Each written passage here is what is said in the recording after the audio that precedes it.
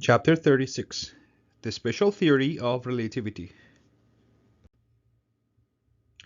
Units of Chapter 36 include Galilean versus Newtonian relativity, the Michelson-Morley experiment, postulates of the special theory of relativity, simultaneity, time dilation and the twin paradox, Planck's contraction, four-dimensional spacetime,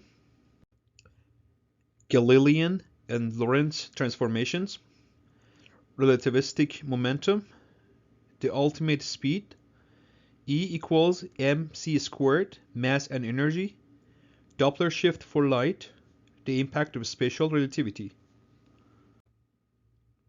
Section 1. Galilean versus Newtonian relativity. Definition of an inertial reference frame is the one in which Newton's first law is valid. Earth is rotating and therefore not an inertial reference frame, but we can treat it as one for many purposes. A frame moving with a constant velocity with respect to an inertial reference frame is itself inertial. Relativity principle says the basic laws of physics are the same in all inertial reference frames. So if someone is in the car and he drops some object, the reference frame is the car, and the person in the car will see the object drops down at the same horizontal speed. The object falls down, although both of them they're moving the same velocity. If the reference frame is the Earth, so your constant location with respect to the tree, the car is moving relative to the Earth, and both the object and the driver they're moving with the car, and we'll see both of them they move to the right, and the object is falling and also moving to the right with the driver. This principle works well for mechanical phenomena. However, Maxwell's equations yield the velocity of light, which is 3 times 10 to the power 8 meter per second. So, which is the reference frame in which light travels at that speed? Scientists searched for variations in speed of light depending on the direction of the ray, but found none. Section 2. The Michelson-Morley experiment. This experiment was designed to measure the speed of the Earth with respect to the ether. The Earth's motion around the Sun should produce small changes in the speed of light, which would be detectable through interference when the split beam is recombined. The Michelson interferometer is sketched here, along with an analogy using a boat traveling in a river. So this is the Michelson interferometer we discussed before. Light source splitted through the 50-50 beam splitter.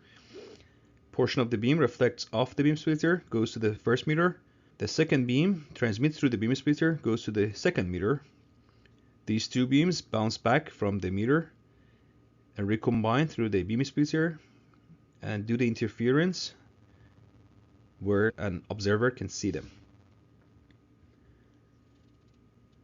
We take an analogy, you can calculate the speed of light as v prime, the square root of c squared minus v squared, similar to the light going toward the second mirror or back from the second mirror, depending on the direction of the light, to be faster downstream or slower upstream. This interferometer was able to measure interference shifts as small as 0.01 fringe, while the expected shift was 0.4 fringe. However, no shift was ever observed, no matter how the apparatus was rotated or what time of the day or night the measurements were made. The possibility that the arms of the apparatus became slightly shortened when moving against the ether was considered, but a full explanation had to wait until Einstein came into the picture. Section 3. Postulates of the special theory of relativity. The first postulate says the laws of physics have the same form in all inertial reference frames. And the second postulate says light propagates through empty space with speed c, independent of the speed of source or observer. This solves the ether problem. The speed of light is in fact the same in all inertial reference frames. Section 4. Simultaneity. One of the implications of relativity theory is that time is not absolute. Distant observers do not necessarily agree on time intervals between events, or on whether they are simultaneous or not. Why not? In relativity, an event is defined as occurring at a specific place and time. Let's see how different observers would describe a specific event. Let's imagine a thought experiment. Lightning strikes at two separate places. One observer believes the events are simultaneous. The light has taken the same time to reach here, but another, moving with respect to the first, does not. So, lightning strikes at two locations. There's a location of the observer. Light coming from the two events, A and B, reach to the observer at the same time. Here, it is clear that if one observer sees the events as simultaneous, the other cannot, given that the speed of light is the same for each. So we have two observers in part A. One of them is at a stationary. It's not moving. The other one, O1, is moving with velocity v. So if you're at the place of O2, both lightning will reach to you at the same time.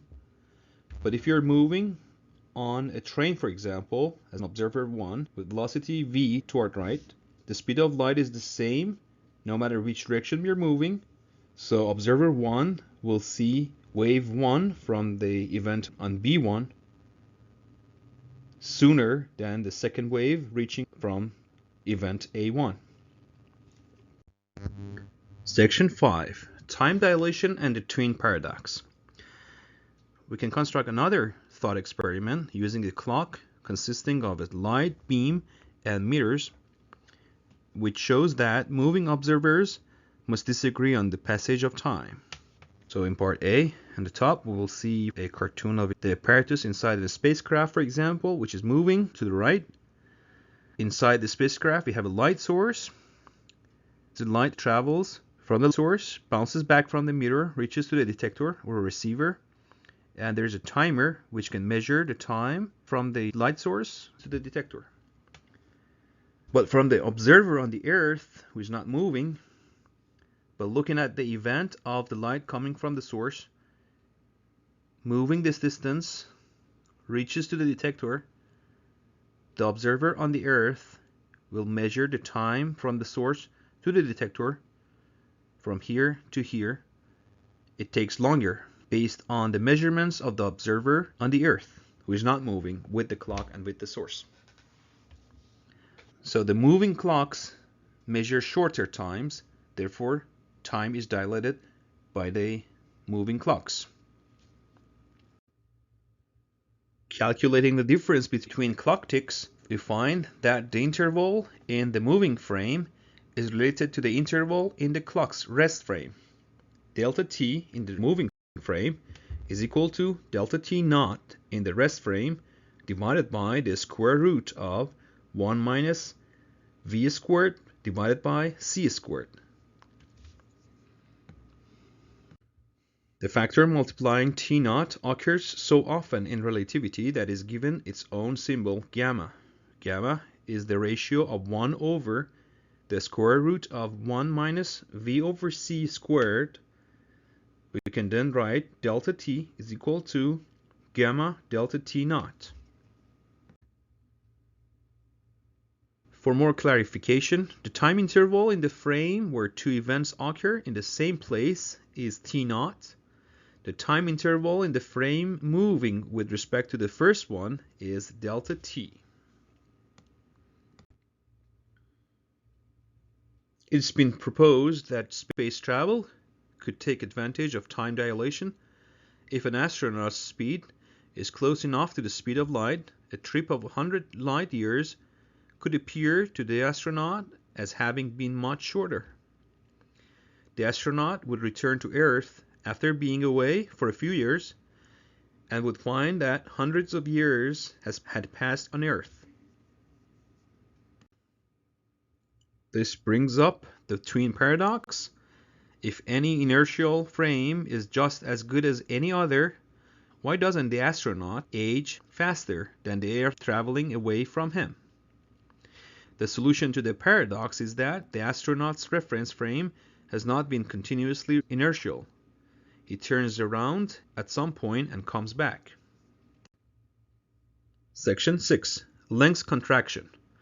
If time intervals are different in different reference frames, length must be different as well. Length contraction is given by L equals L naught multiplied by the square root of 1 minus V squared divided by C squared, or L equals L naught divided by gamma. Length contraction occurs only along the direction of motion. Alright, let's take a look at some examples. First, I look at problem number 6 from the book as an example. At what speed v will the length of 1 meter stick look 10% shorter, which means 90 centimeters? So to solve this problem, we use equation 36-3a to determine the speed from the length contraction relation. That is L equals L naught, the square root of 1 minus V over C squared. Let's solve it for V equals C, the square root of 1 minus L divided by L naught squared. L naught is 1 meter. L is 0.9 meter. Just plug in these values. V is C, the square root of 1 minus 0.9 squared. That gives us 0.436 C, or 1.13 times 10 to the power 8 meter per second. Now let's take a look at another example, problem number 12 in the book. A box at rest has the shape of a cube 2.4 meter on the side. This box is loaded onto the flat floor of a spaceship, and the spaceship then flies past us with a horizontal speed of 0.8 c. What is the volume of the box as we observe it? The dimension along the direction of the motion is contracted. So if this is the Earth, this is the box. Only these dimensions will be contracted, but not the direct dimensions perpendicular to us. If it's moving in this direction, for example. So let's do the calculation based on the equation of length contraction, 36-3a. L is equal to L naught, the square root of 1 minus V over C squared. The volume is equal to dimension L, which is contracted, multiplied by the other two dimensions which are not contracted, L naught squared, and that is equal to L naught cube times the square root of 1 minus V over C squared. And let's plug in the values. So the volume is equal to 2.4 meter cubed times the square root of 1 minus 0.8 squared. That's equal to 8.29 meter cubed, which is almost 8.3 meter cubed. Note that the original volume was 2.4 cubed, so this is V naught, and that was equal to 13.8 meter cubed that has become contracted or shrunk into 8.3 meter cubed. So this is initial volume, and this is contracted volume. All right, now let's go through problem number 14 in the book as another example. An unstable particle produced in an accelerator experiment travels at constant velocity, covering 1 meter in 3.8 nanoseconds in the lab frame before changing or decaying into other particles. In the rest frame of the particle, determine A, how long it lived before decaying, and B, how far it moved before decaying. So to answer this question, we find the speed of the particle in the lab frame and use that velocity to find the rest frame lifetime and the distance. So we say V is equal to delta x, the lab frame, divided by delta t of the same frame, which is the lab. That is equal to, it moves 1 meter in 3.8 times 10 to the power minus 9 seconds. So we will have 2.6316 times 10 to the power 8 meter per second, which is equal to 0.8772 c. It's important to report this velocity with respect to the speed of light. So now we know the speed of the particle. We can solve for part A. Find the rest frame lifetime from equation 36-1a for time dilation. Delta t naught is equal to delta t lab times the square root of 1 minus v over c squared. And that is equal to 3.8 times 10 to the power minus 9 second times the square root of 1 minus 0.8772 squared, which simplifies as 1.824 times 10 to the power minus 9 second, or we can say it's almost 1.8 nanosecond. For part B, in its rest frame, the particle will travel the distance given by its speed and its rest lifetime. So we have delta x naught, the rest frame, is equal to velocity v times delta t naught, which is rest lifetime. So we will have 2.6316 times 10 to the power 8 meter per second multiplied by 1.824 times 10 to the power minus 9 second, and it gives us 0.48 meter, which is almost half of the distance it traveled in the lab frame. Section 7. Four-dimensional space-time. Space and time are even more intricately connected. Space has 3 dimensions and time is a fourth. When viewed from different reference frames, the space and time coordinates can mix. The result is called four-dimensional space-time. Rather than the space and time intervals being invariant separately on their transformations, as in the case for Galilean relativity, the invariant quantity in four-dimensional space-time is the interval delta s squared is equal to c times delta t squared minus delta x squared. Section 8. Galilean and Lorentz transformation. Classical or Galilean transformation between inertial reference frames involves a simple addition of velocities. So if you have 2 reference frames, one of them is called x and y, usually it's a rest frame.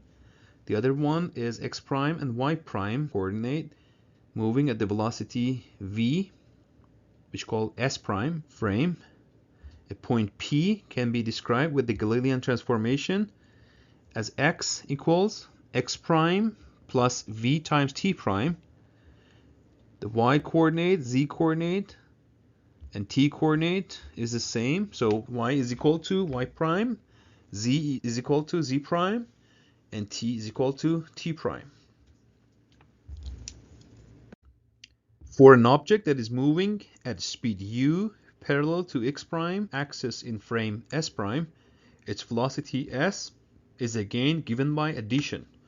So by taking derivative of the Galilean relations, u along x is equal to u prime plus v. So the velocity in the S frame is equal to the velocity in the S prime frame plus the relative velocity of the two frames. And we don't have any velocity along y and z directions, therefore velocity along y and z is equal to the velocity along y and z in prime frame. Relativistically, the conversion between one interval reference frame and another must take into account length contraction. So x is equal to gamma times x prime plus vt prime, and y is equal to y prime and z equal to z prime because the velocity is only along x direction. For the moment, we will leave gamma as a constant to be determined, requiring that the speed of light remain unchanged when transferring from one frame to the other shows gamma to have its previously defined value. We can then solve for t and find that the full transformation involves both x prime and t prime. This is called the Lorentz transformation. So x is equal to gamma times x prime plus v times t prime, y is equal to y prime, z is equal to z prime, and t is equal to gamma times t prime plus v times x prime over c squared. So the position and time in the S frame are related to both position and time in the S prime frame. The Lorentz transformation gives the same results we have previously found for length contraction and time dilation. Velocity transformations can be found by differentiating x, y, and z with respect to time. So u along x direction, the velocity along x direction in the S frame, is equal to u prime x plus v divided by 1 plus v times u prime x divided by c squared. U along y is equal to u prime y times the square root of 1 minus v over c squared divided by 1 plus v times u prime x divided by c squared. U along z direction is equal to u prime z multiplied by the square root of 1 minus v over c squared divided by 1 plus v times u prime x divided by c squared. Alright, as an example, let's go through problem number 30 in the book. If a particle moves in the xy plane of system S, as shown in figure 3612, with speed u in a direction that makes an angle theta with the x-axis, show that it makes an angle theta prime in the S prime frame, given by tan theta prime. Tan of theta prime equals sine of theta prime multiplied by the squared root of 1 minus v over c squared divided by cos theta minus v over u. The velocity components of the particle in S frame is given by ux, u cos theta, and uy is equal to u sine theta. We find the components of the particle in the S frame from the velocity transformation given in equations 37-7a and 37-7b. Those transformations are for S prime frame moving with speed v relative to S frame. We can find the transformations from the S frame to the S prime frame by simply changing v to minus v and primed to unprimed value. So to find the transformation from the S frame to the S prime frame, let's change v to minus v, and also change from primed to unprimed variables.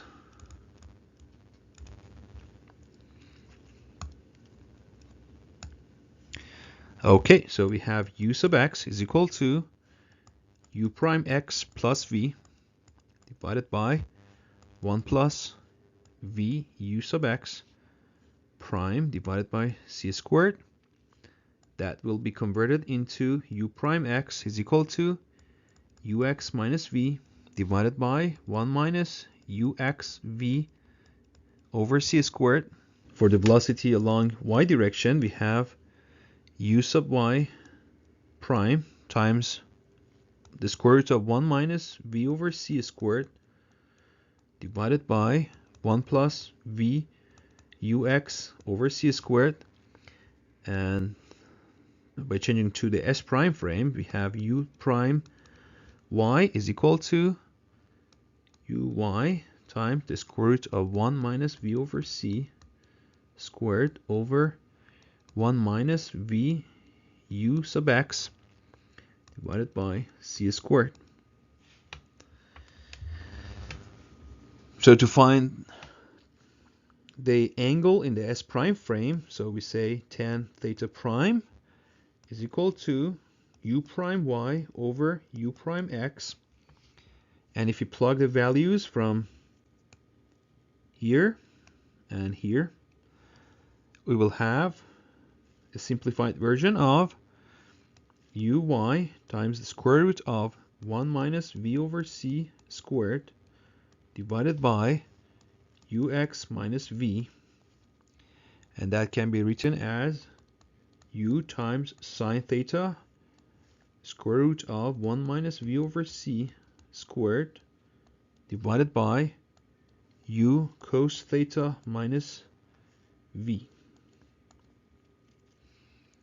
That is equal to sine theta times the square root of 1 minus v over c squared divided by cos theta minus v over u.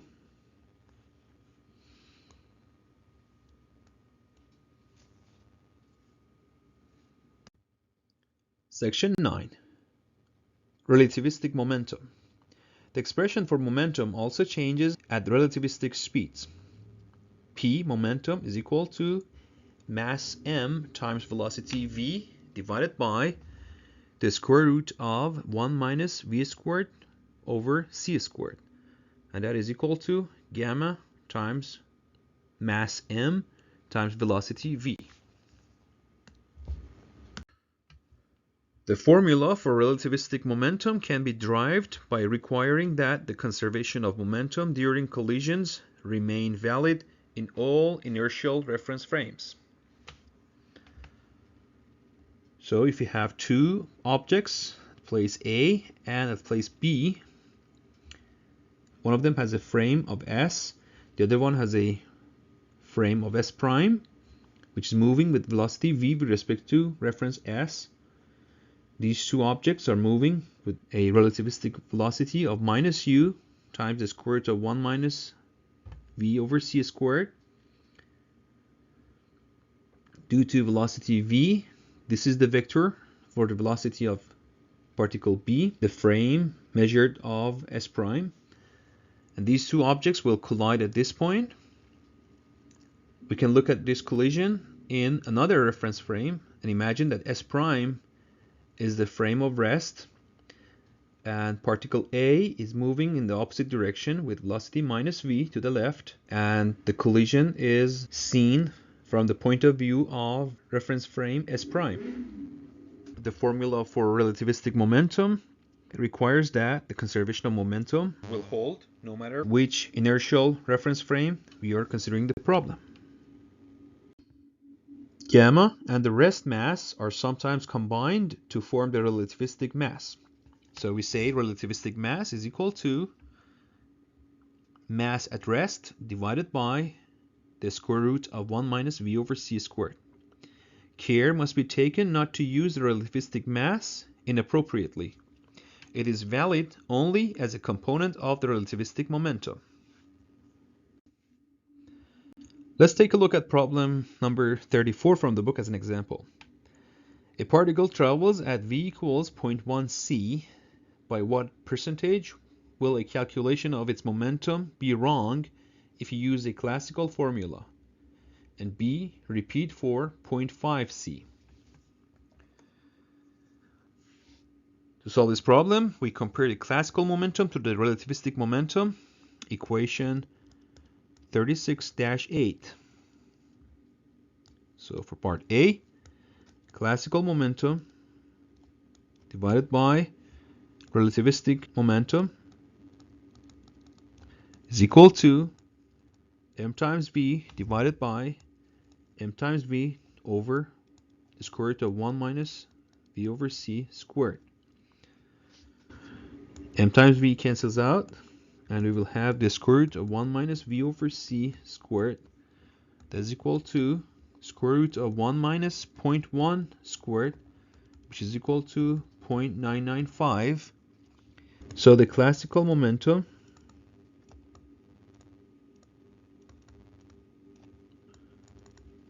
gives minus 0.5% error. The negative sign means the classical momentum is smaller than the relativistic momentum.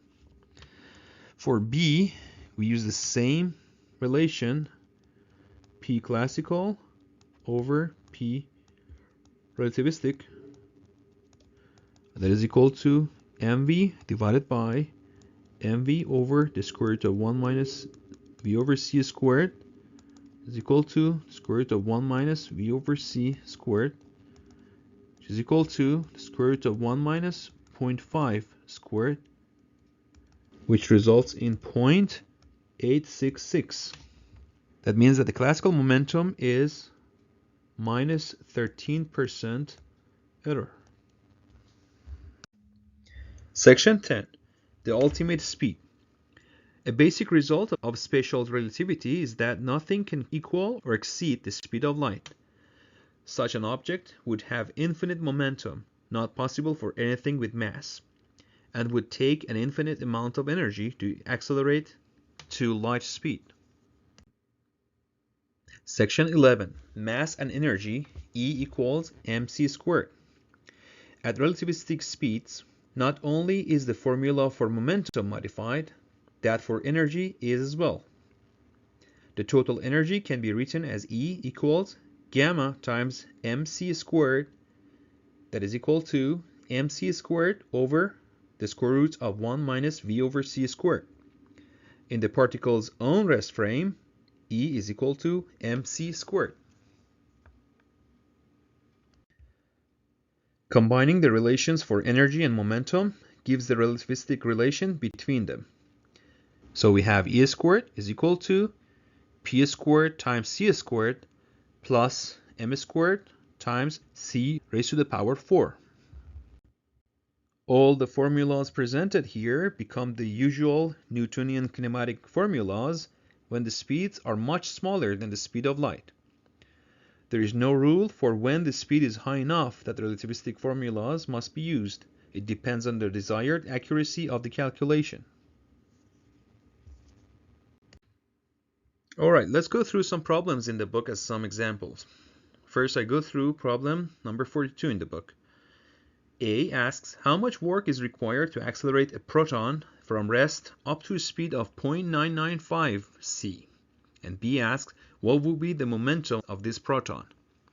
The work is a change in the kinetic energy, so we use equation 36-10b, where the initial kinetic energy is 0. So work is equal to delta K, and is equal to K final minus K initial, and it's moving from rest, so initial kinetic momentum is equal to 0, and that is equal to gamma minus 1 times mc squared.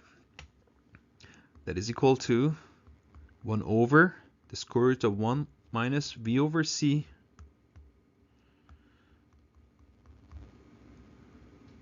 squared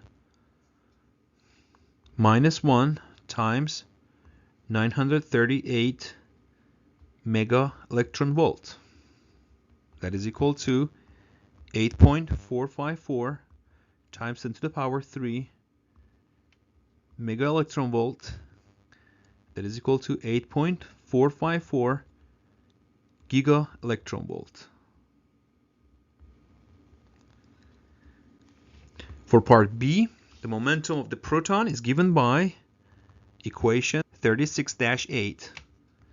P is equal to gamma mv is equal to 1 over the square root of 1 minus 0.995 squared times 938 mega electron volt over c squared times 0.995 c, and that gives for P 9.3447 times 10 to the power 3 mega electron volt over c, which is equal to 9 giga electron volt over c.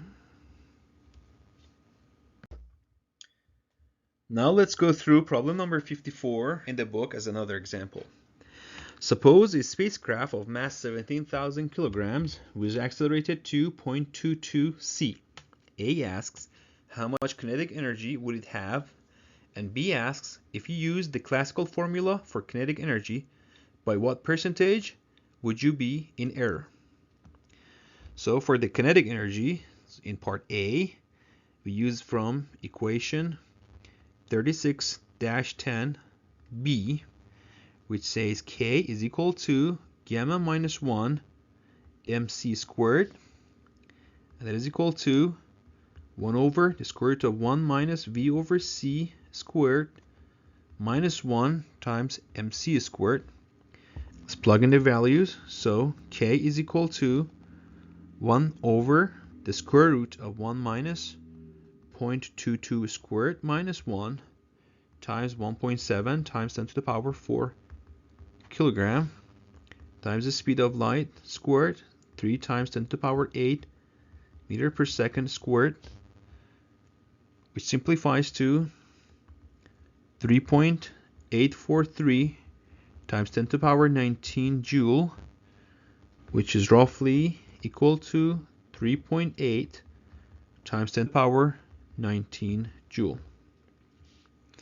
For part B, we use the classical expression for the kinetic energy and compare the results. So K classical is equal to 1/2 mv squared. Plug in numbers, 1/2, 1.7, 10 to the power 4 kilogram. The velocity is 0.22 times 3 times 10 to the power 8 meter per second, which gives 3.703 times 10 to the power 19 joule. And the error percentage is equal to 3.703 times 10 to the power 19 minus 3.843 times 10 to the power 19 joule divided by 3.843 times 10 to the power 19 joule times 100 to give us a percentage that is equal to minus 3.6%. So the classical value is 3.6% lower than the actual relativistic value of the kinetic energy. Section 12. Doppler shift for light. The Doppler shift for light can be derived using the fact that light travels at the same speed in all inertial reference frames. In the figure on the right, when the source and observer are approaching each other, the observer sees the light wavefronts as being dilated. This is the source emitting waves, wavelengths lambda naught. An observer at rest is seeing the waves are receiving to the observer at the wavelengths lambda naught. But if the source is moving toward the observer at the speed v, you will have the wavelengths will be shortened, and when the source is reaching at point 2, the crest emitted when source was at point 2, and here we have the crest emitted when source was at point 1. Hence, one can derive the observed frequency and wavelengths changed as lambda is equal to lambda naught, the wavelengths at rest, multiplied by the square root of c minus v divided by v minus c.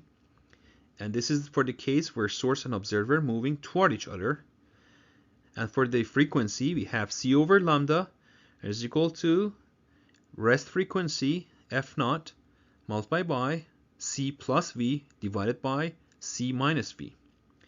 If the source and observer are moving away from each other, we have to change the sign of v from v to minus v. Okay, let's take a look at problem number 62 in the book as an example. A spaceship moving toward Earth at 0.65 c transmits radio signals at 95 MHz. At what frequency should Earth's receivers be tuned? For source and observer moving toward each other, we can use equation 36-15b, and the frequency we receive on the Earth is equal to the frequency that the source is sending, f naught, multiplied by the square root of c plus v divided by c minus v. And we can divide both the numerator and the denominator by the speed of light c. So we have 1 plus v over c divided by 1 minus v over c. And let's plug in the values. So f is equal to 95 megahertz multiplied by the square root of 1 plus 0.65 divided by 1 minus 0.65 is equal to 206 megahertz, which is almost 210 megahertz. Section 13. The impact of spatial relativity. The predictions of spatial relativity have been tested thoroughly and verified to great accuracy. The correspondence principle says that a more general theory must agree with a more restricted theory where their realms of validity overlap. This is why the effects of spatial relativity are not obvious in everyday life.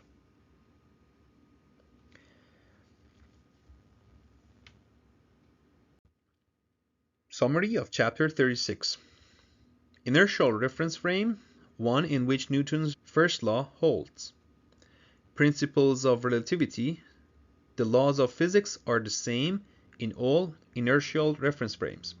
The speed of light in vacuum is constant regardless of speed of source or observer. Time dilation equation. Delta t equals delta t at rest frame divided by the square root of 1 minus v over c squared, or delta t is equal to gamma times delta t naught.